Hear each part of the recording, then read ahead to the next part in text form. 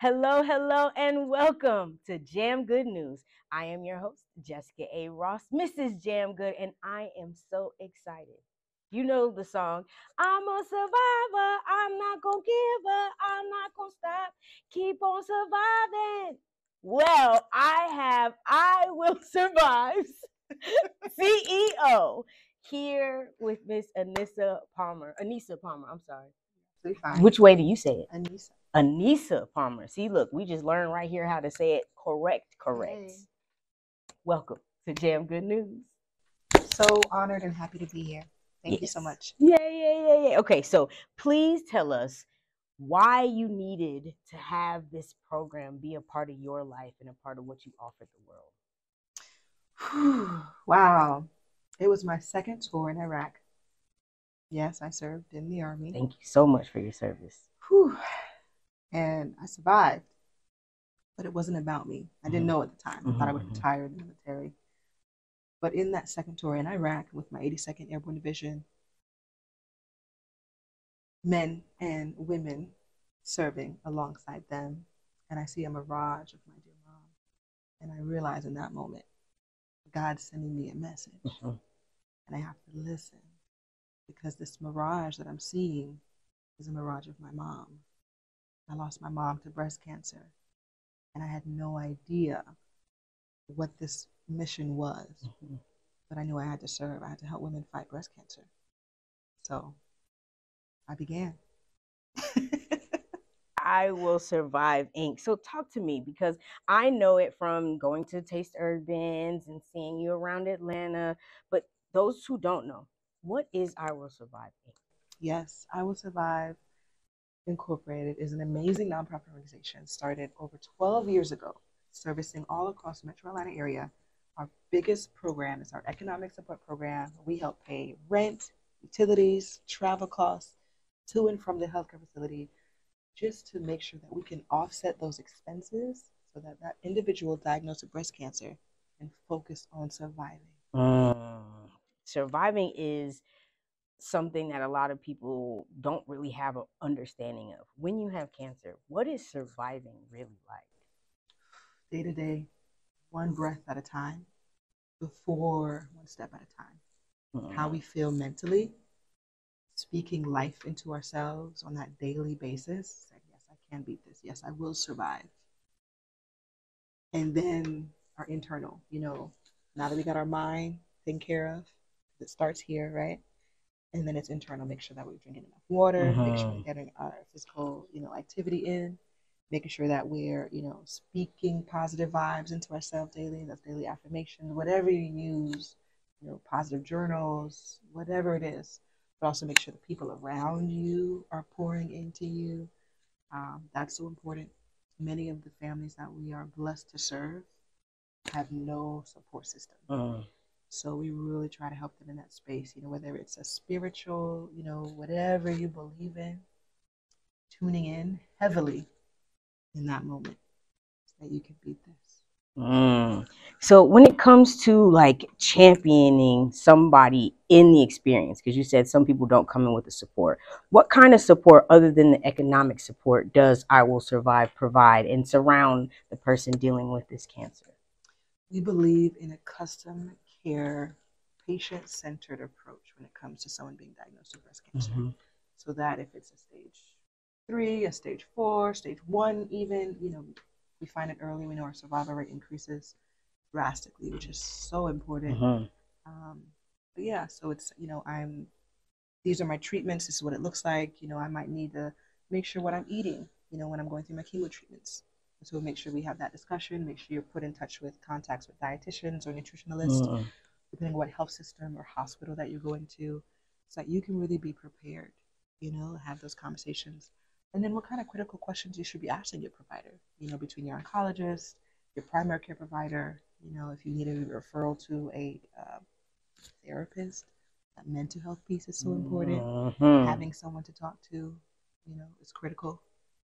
And then even those long-term, planning, financial planning. Do I have life insurance, set up? Right. So many people diagnosed with cancer sometimes get denied. And so we have so many partners who which is so important. Nice. To make sure that they can still get approved for life insurance. You know, if they're a single mom, they got 3 kids, average, client that we serve within our communities, having those conversations. Is my will in place? God forbid. What if I do die? Who's going to take care of my kids? Those are tough conversations to have. But a lot of times, especially in the Black communities, we don't have those conversations. Generations before us didn't even talk about cancer when, someone was diagnosed. It was kind of a hush hush. You might not have seen them come to church. You might not see them for a little while. And they're like, oh, where's auntie this? Where's grandma this? And, oh, she's not feeling well. But we didn't really know what was going on. We didn't have those conversations. So now, because of COVID especially, and mental health is finally, having a conversation about it, at least as a start at Thanksgiving dinner, at Christmas dinner. How's Uncle, Billy? Is he okay? Is he getting the help and the care that he needs? Even because men get diagnosed with breast cancer too. And so having those conversations, I met a young lady just, 2-3 days ago, and her son was just diagnosed. And it's like, okay, he doesn't want to go out in the community and talk about it because you see pink everywhere, and it's this pretty thing, and it's, everyone getting dolled up and all this pink stuff. What about the men that are diagnosed, with breast cancer? What's that's like for them? You mentioned pink, and I know in our conversations to prep for this Jam Good News episode, you talked about how at once the ribbon wasn't pink and then it turned into pink. Talk to me about that journey of the breast cancer awareness world. Absolutely. If you ever get a chance, go see Pink Ribbons Inc. It's an amazing documentary that kind of gives behind the scenes of that whole story of how Breast Cancer Awareness Month even got started in 1985. And it's fascinating to learn the history from a peach ribbon and why it was turned pink, and the corporate greed behind it, and the billion-dollar cancer industry that grew from it, and really where dollars are going, who's benefiting, and why. And it's sad, it's scary, and we have to be the difference when it comes to having morals and values in this space, because a lot of people don't, they get caught up sometimes, and it's really unfortunate at the expense of a lot of people that are losing this battle with breast cancer. So I know for a fact that you fundraise, you community activate, you try to get people involved and aware of the things that they could do. And of course, October is Breast Cancer Awareness Month. So it's the month that everybody gets involved and gets a call, but we're on day 30. And October only has 31 days. Yes. Talk to me about what you could use and what people can do to support you year round and not only in October. Yes. Oh, that would be lovely. And hopefully moving the needle in that space, because I think it's so important. Every 2-3 seconds, someone's diagnosed with breast cancer in America. And then also within the U.S., Black women are dying at a 40% higher rate than white women who are diagnosed with this disease. Yet white women have a higher incident rate when it comes to breast cancer. And so that health disparity is scary. Now let's bring it localized in Georgia. Georgia's at a 45% health disparity of mortality rates. This is bad. And we have all, have a role to play in this, I truly believe. When it comes to the conversations we could do, when it comes to supporting breast cancer survivors year round versus just in October. And it's great, everyone has a month, and I get that. But that continuous support really, really matters. So we have our monthly subscription model where folks can give on the monthly level, so that we can help pay a mortgage and a rent to keep a survivor in their home, not just in October, but whenever they're diagnosed with breast cancer in February or March or December. It's so important so we can mitigate homelessness and hunger right when the cancer comes versus playing the weight game. Well, maybe we can help you pay rent in October when people care about this disease.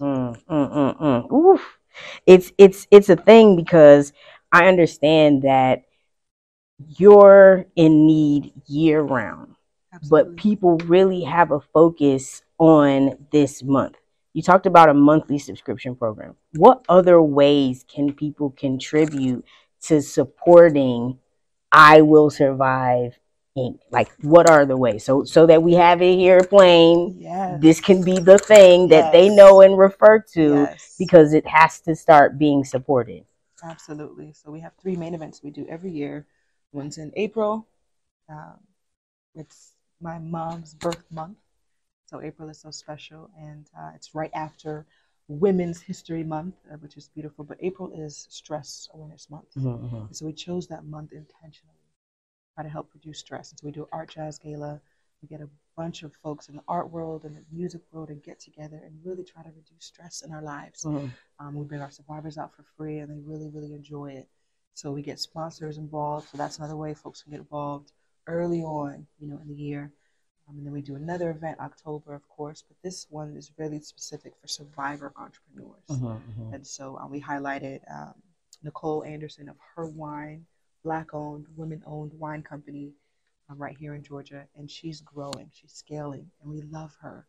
She beat cancer, and she did it by the grace of God and with her work ethic in her business as an entrepreneur. Entrepreneurs out there know it's tough running a business already. But can you imagine being diagnosed with not just breast cancer, any cancer on top of that? Whew.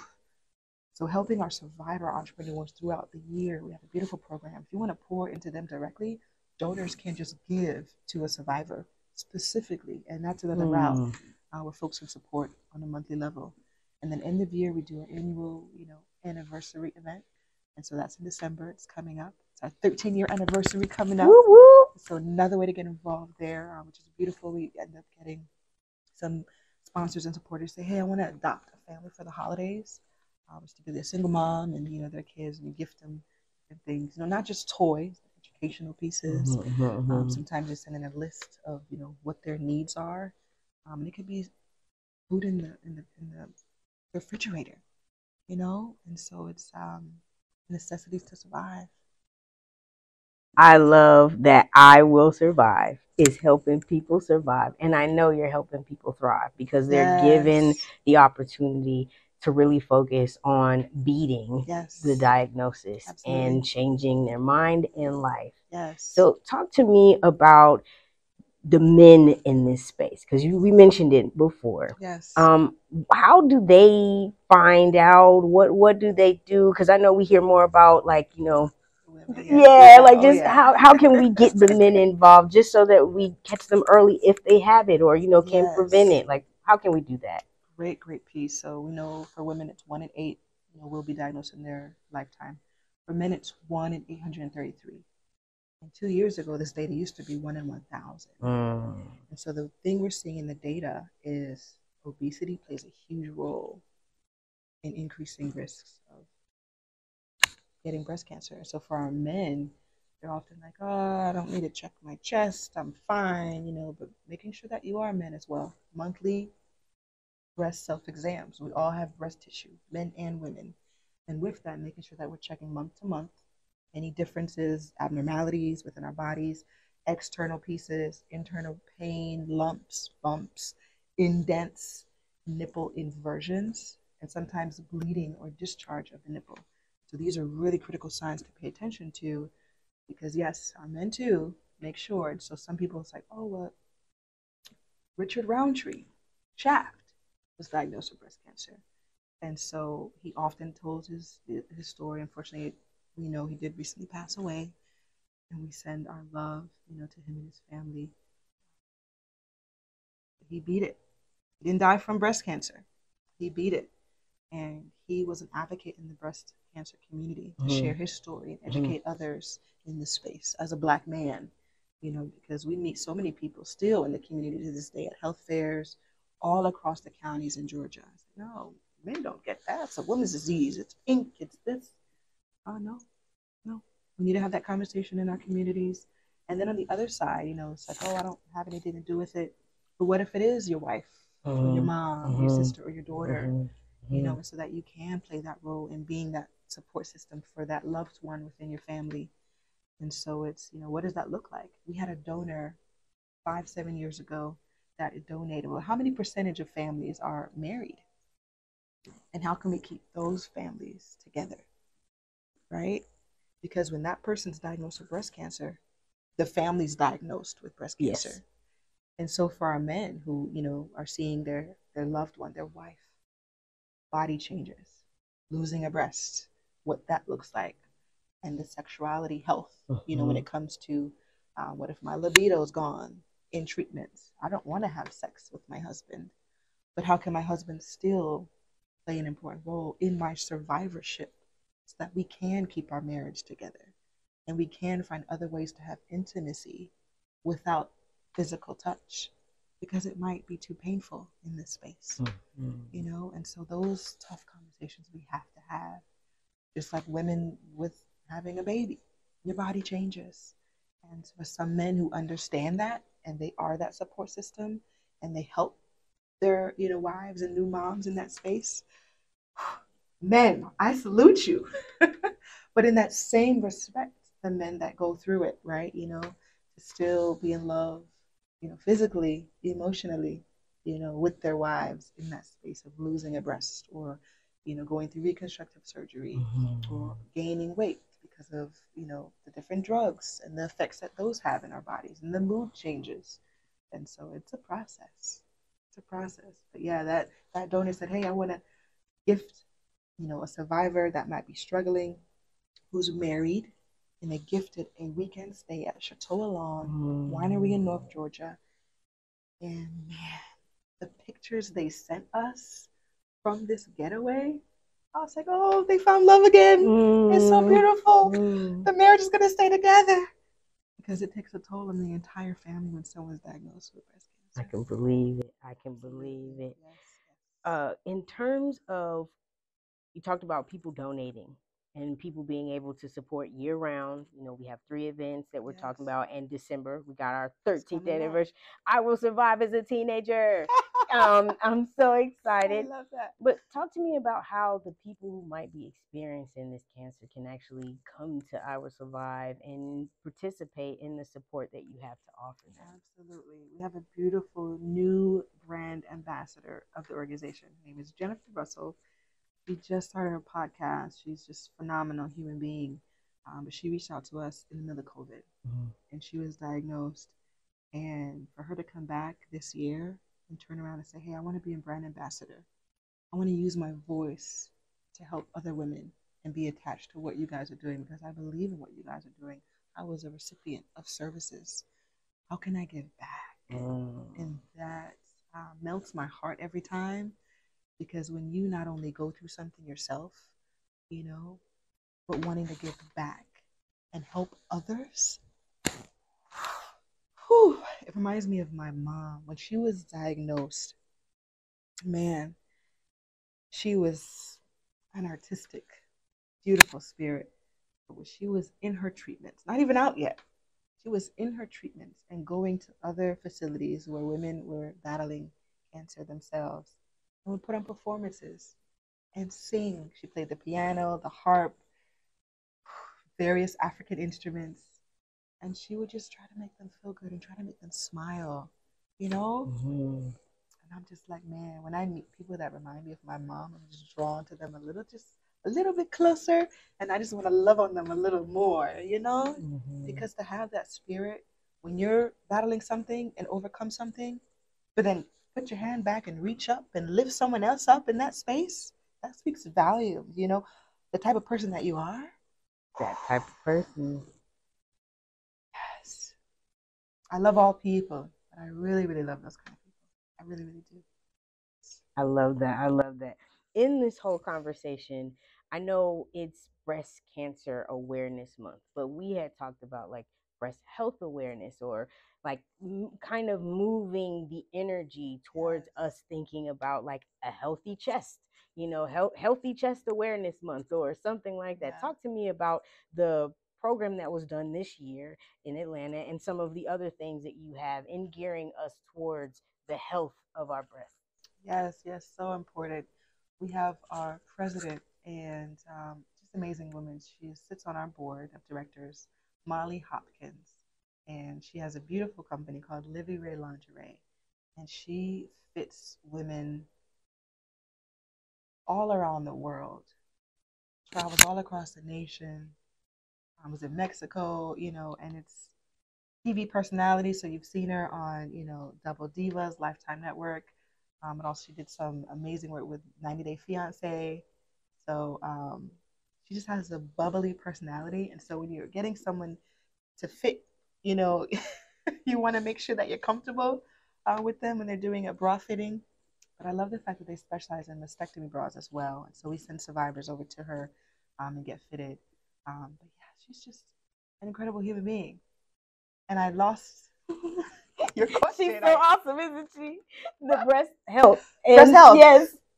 She educates people that do come into her store on the proper way, you know, of taking care of your breast, right? The proper way to, you know, not only we just buy bras, right? We buy them online, we go in the store, you know, Victoria's Secrets, but we've never known how to really wear comfort and be comfortable, you know, in our space, in our womanness, if you will. Mm-hmm. And so she does that a part of her outreach work, you know, and she's even worked with these young ladies, you know, because as soon as you start wearing bras, that's the important conversation to have. Doing your monthly breast health exams, making sure that you are in the right bras, having that breast health conversation. And so I love what she's doing with that space. And any way that we can get involved, we try for sure, of course, because it's important. It's so important. When it comes to looking at the changes that you're making with your organization, what is it that you want I Will Survive to leave a legacy of? Great, great question. You know, it's I love too when you spoke on thriving, that survivorship piece after the cancer.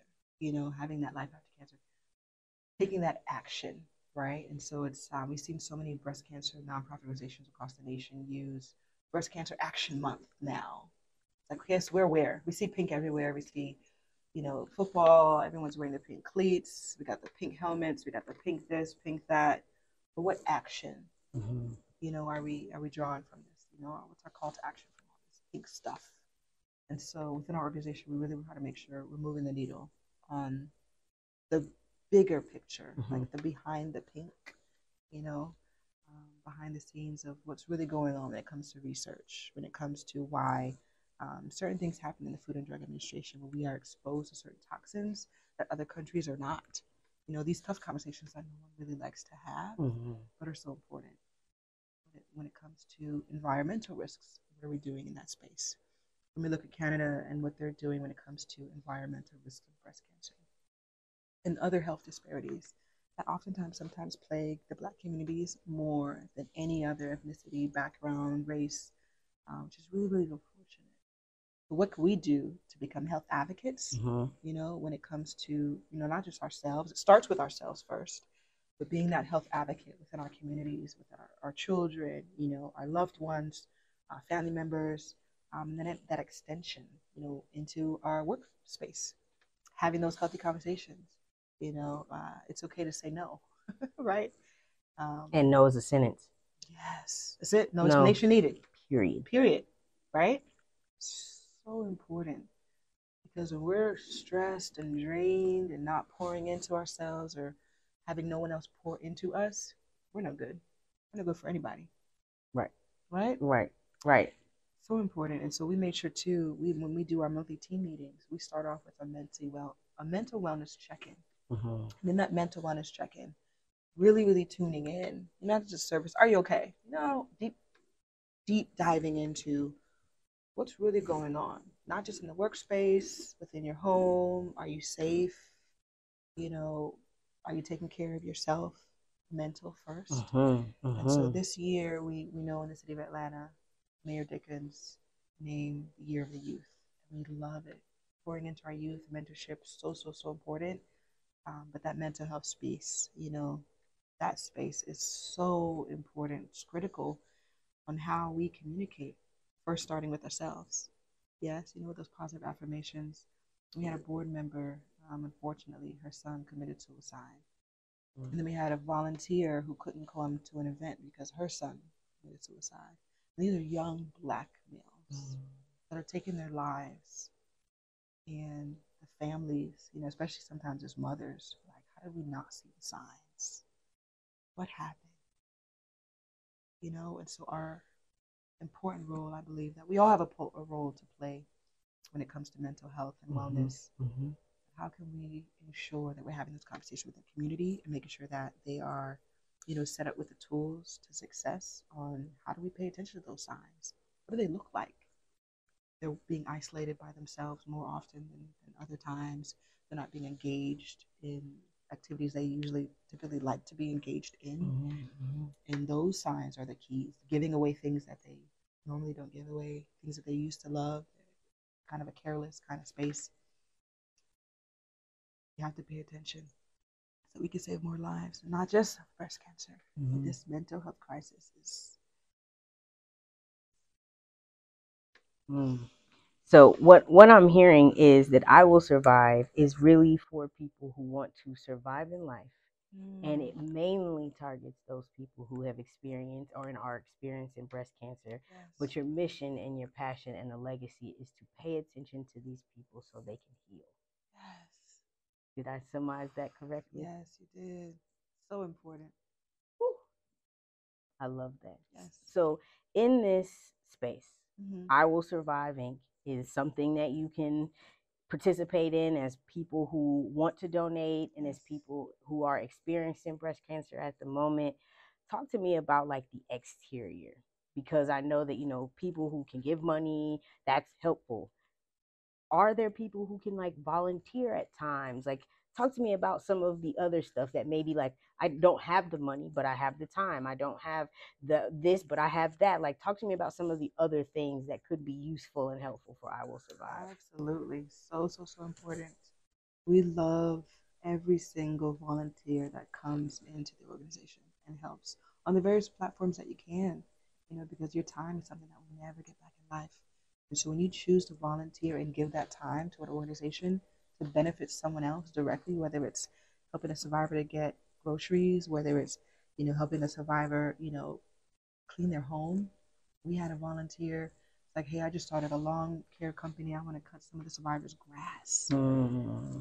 This is a retired captain who just came out of the military, and I was like, thank you. Thank you. That means so much to these families.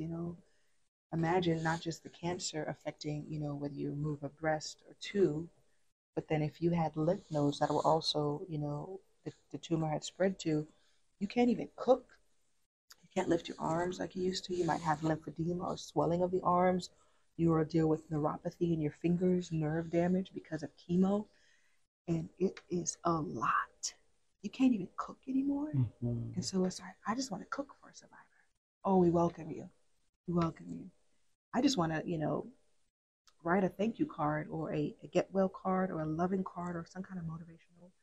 We partner with the race every year. And so we're so blessed to be a charitable partner with them.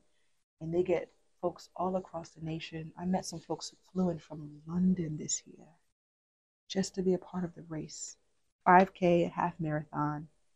And then they have a charitable impact day the very next day. And we host a breast cancer care kit where folks come together and just package these care kits for survivors. This year we added a mental wellness kit for our teens. So survivors' teens get to get some benefits in this space too, because it impacts the entire family when someone's diagnosed with breast cancer. And then even on another level, we get board members, another volunteer opportunity, to serve with the board of directors. Great piece of say, hey, I'm working with a corporation that, we have a wellness day and it's in February, and, I'd love for I Will Survive Incorporated to come out and, host an event at our organization, or we want to hire a speaker. Anytime we get our survivors, beautiful survivors, to come and speak and share their story, we want to give them an honorarium. That's another way corporations partner with us. Get some money back into these survivors' pockets, because their time is valuable. If they're a single mom and they're working, they don't have a lot of time, to do a lot of things. And so finding ways where they can give back. And so we have a small speaking coaching program to help them be able to articulate, how the message should be, sent or delivered, if you will, when it comes to different spaces, whether it's, fireside chat, interview, whatever it is, so that they can really, really make sure we get the message across. what they're trying to share in their testimony. I love that. Well, I am a huge component for having good conversations because Yes. them having an opportunity to share their story, tell what it is that they've learned in life is an opportunity for somebody else to learn, for somebody else Absolutely. to grow, for other things to be impacted. So, Yes. I have two more questions because this has been such an amazing conversation. I Yes, really ma'am. appreciate it. We talked about your mom just a little bit before we started this conversation, and you spoke about the legacy Mm, that you live with her and that you enjoy. Please yes. share some of that on Jam Good News. Yes. Yes. My mom. Oh my goodness. Whew. My mom was adopted.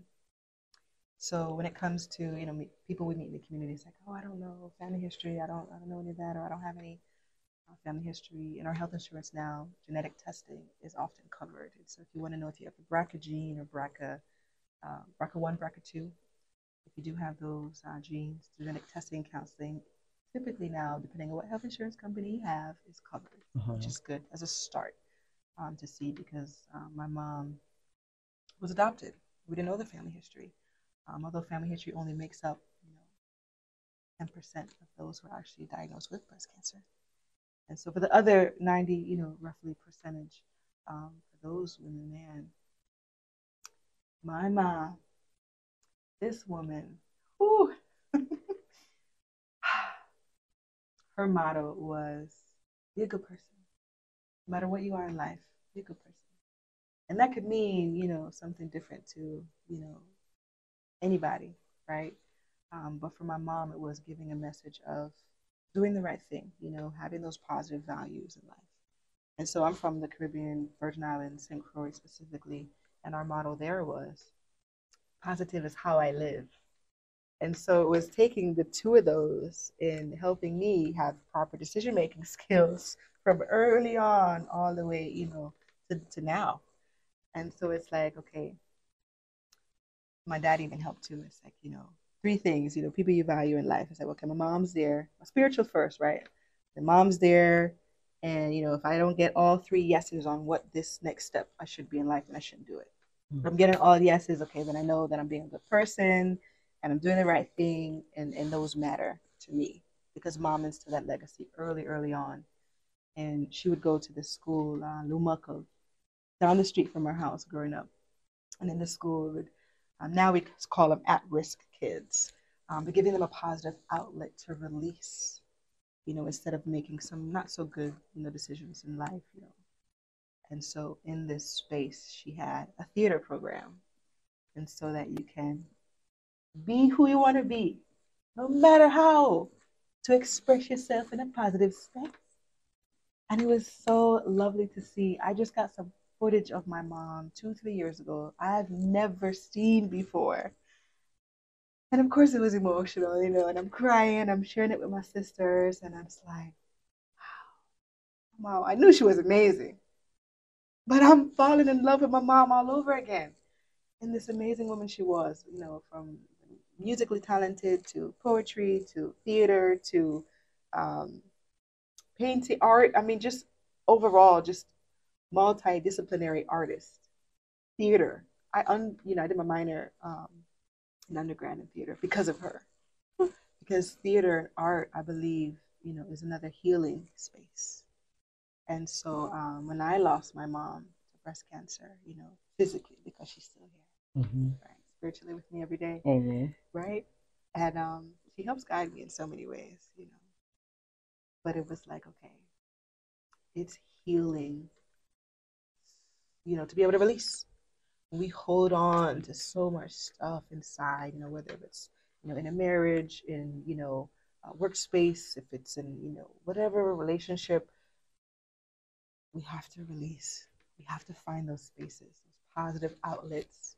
And if it's theater, if it's art, if it's music, whatever your outlet is, do it and do it often. Because when we hold on to that, it becomes dis-ease.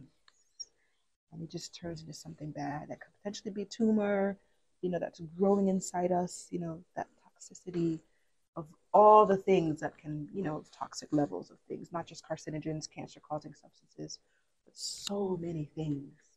And sometimes toxic things come in people, and we have to beware, right? Those energy vampires that just take. Yeah, time to do a reassessment, and see what can I improve in, in my space to make sure that I am in that positive space on a daily, you know, constantly giving some positive energy to myself so that I can thrive in whatever I'm dealing with in life, because we all deal with something. I have learned so much about you in this conversation. I'm taking positive is how I live. Yes. I'm not from the islands, but I felt that one. It felt good to my soul. Yes.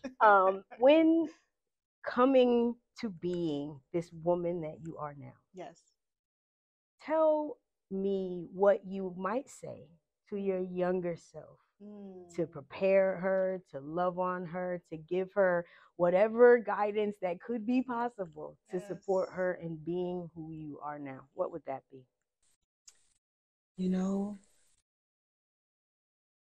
That is so deep, because I remember at 16 years old and I'm writing my eulogy. And it was an exercise that I use in some of my coaching methods so that we can really, Sankofa. You can't, know where you're going if you don't know where you come from. And in that space, it's wow. As a little girl, I went through a dark space after losing my mom in my grieving space. And I wish that I didn't close God out in that space, because I went through this. God, how could you do that to me? My mom, the amazing woman that she was, why would you take her from me? And it began this hate that began to start, growing inside me. And I would tell that little girl, even as short as this period it was too long. Should have never hated God. We don't understand sometimes how God moves. Whatever spiritual, higher being, you know, um, belief system you have. But as kids, we just need that positive space even more. Whatever it is, if you have siblings, if you have, whatever it is, and you see someone in that dark space, pour out to them, reach out to them even more. Don't close them off. Don't call them troubled child. Don't call them, kick them out. Don't. They need you even more. You gotta reel them back in heavy. And my dad was trying to do the best he can, because he just had a drunk driver hit him and became handicapped. My dad's in a wheelchair to this day. And I remember he had me start seeing a therapist. And I didn't know it then, but that was his way of reeling me in. I said, man, to this day, I thank my dad, because I could have been in juvie. I could have been dead. Could have been on the street somewhere, in the human and sex trafficking trade, God forbid, because that, another crisis that lost girls sometimes end up in, because those predators that are out there, they look for that, girls and boys, and it's scary. So I thank Dad, my mom spiritually, God, for reeling me back in, because I got in this dark space that was bad, my grieving space. Well, I am so very grateful. One, that you opened up to me, that you shared yourself with me and shared so much of the energy and spirit that your mom has through you, and that your dad has instilled in you. You can tell and see that who you are as a person is well thought out, well concentrated, and practiced.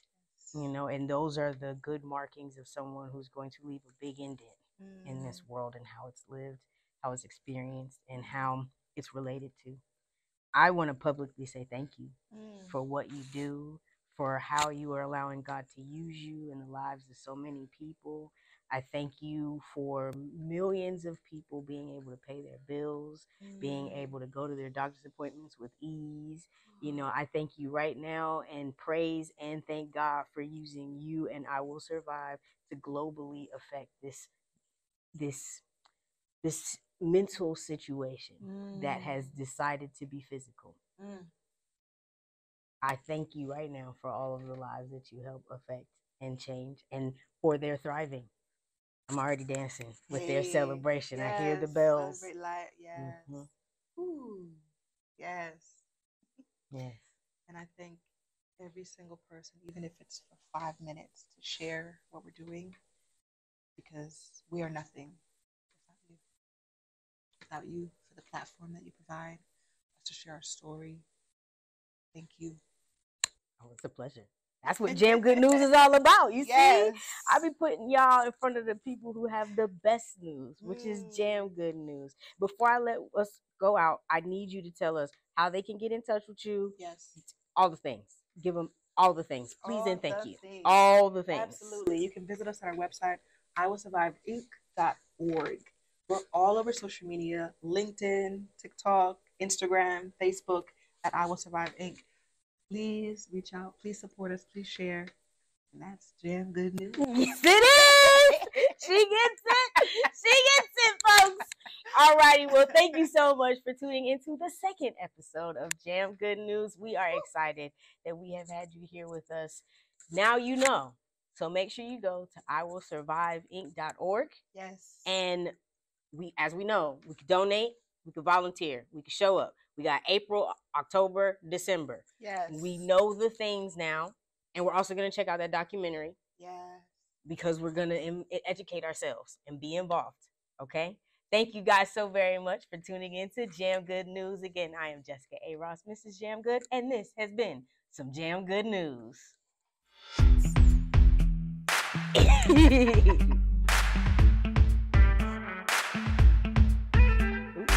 One more. Oh, I love pretty ladies. Yay! Thank you. I'm glad you enjoyed it.